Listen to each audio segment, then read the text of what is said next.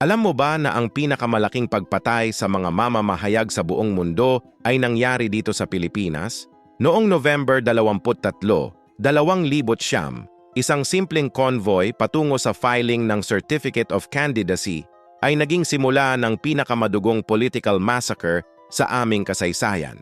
Ang mga ampatuan, isang makapangyarihang pamilya sa Maguindanao, ay nangako sa mga biktima na ligtas silang makakarating sa kanilang destinasyon. Pero sa halip na sa filing center, dinala sila sa isang liblib na burol. Doon, 58 katao, kasama ang 32 journalist, ay pinatay ng walang awa gamit ang mga military weapons. Ang mga saksi ay nagsabi na narinig nila ang mga biktima na nakiusap para sa kanilang buhay, pero walang nakinig.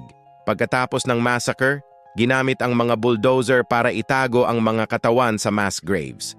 Ang Ampatuan Clan ay may 2,000 armadong lalaki at kontrolado ang buong probinsya sa loob ng 10 taon.